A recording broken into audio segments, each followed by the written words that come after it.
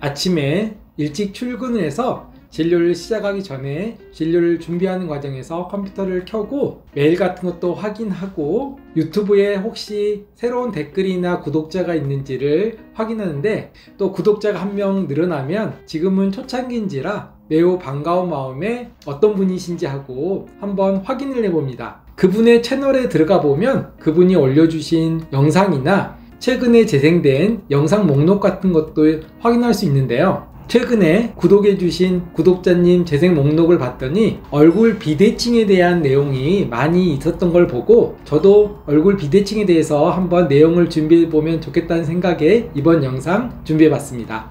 우리가 조각 같은 얼굴 하면 반듯한 이마, 또렷한 눈썹, 큰 눈, 오똑한 콧날 이런 것들이 생각되지만 꼭 이런 조합들이 아니더라도 묘하게 매력적인 사람들이 있습니다. 여러 공통점이 있겠지만 그 중에 한 가지는 아마 얼굴이 심한 비대칭은 아니다 라고 생각되고, 반대로 오른쪽 왼쪽 눈, 코, 입술 이런 각각의 하나하나씩은 괜찮은데 이걸 조합했을 때 비호감인 인상을 얻는다면 그 중에 한 가지 요인이 바로 비대칭이 원인일 수도 있습니다. 당연히 우리 얼굴은 인형이나 로봇이 아니기 때문에 좌우가 완벽한 대칭인 것은 불가능합니다. 하지만 얼핏 봐도 눈에 들어오는 또렷한 비대칭이 있다면 이것을 눈에 덜 띄게 교정해 주고 싶은 것은 저같이 미용을 담당하는 의사들은 누구나 다 같은 마음일 것입니다. 물론 골격, 특히 뼈가 완전히 이렇게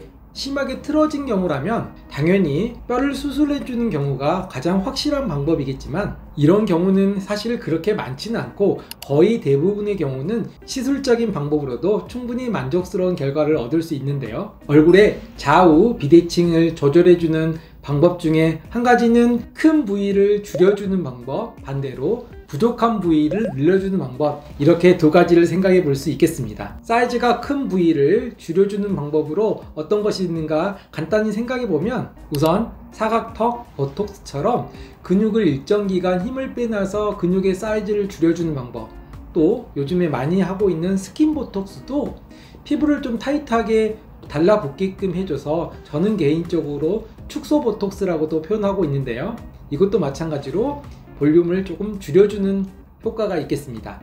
리프팅 레이저 하면 가장 흔하게 떠오르는 써마지나 울세라 같은 장비들도 리프팅, 실제로는 조직을 끌어올린다는 표현보다는 약간 조여주는, 타이트하게 해주는 개념이기 때문에 볼륨을 더 줄여주는 효과로 충분히 이용해 볼 수가 있고, 한 번 정도는 들어보실 수도 있는데 윤곽주사, 즉 얼굴에 있는 지방 사이즈를 줄여주는 것도 볼륨을 작게 해주는 대표적인 시술이라고 할 수 있습니다.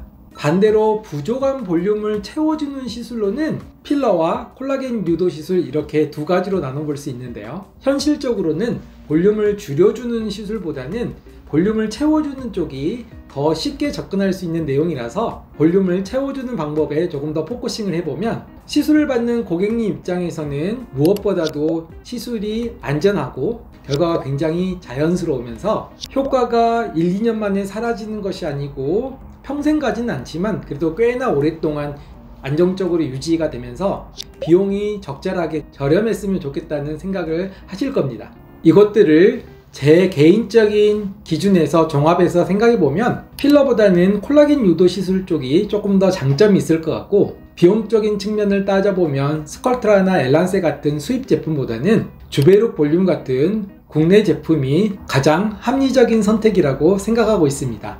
물론 콜라겐 유도 시술의 특성상 한 번에 얻을 수 있는 콜라겐 양이 제한되기 때문에 내가 원하는 정도의 볼륨을 얻기 위해서는 반복 시술이 필요하고, 콜라겐이 우리 몸에서 다 만들어진 데는 4개월에서 6개월 정도 시간이 걸린다는 단점도 있지만, 얼굴의 비대칭을 교정할 때 특히 부족한 부위에 자연스러운 볼륨을 채워줄 때는 콜라겐 유도 시술, 특히 주베룩 볼륨 같은 제품이 여러모로 장점이 많다, 이렇게 오늘 내용을 정리해 볼 수 있겠습니다. 지금까지 항상 콜라겐만 생각하는 콜라암클리닉 이신원장이었습니다. 다음 시간에도 다른 주제로 또 찾아뵙겠습니다. 구독과 좋아요는 사랑입니다.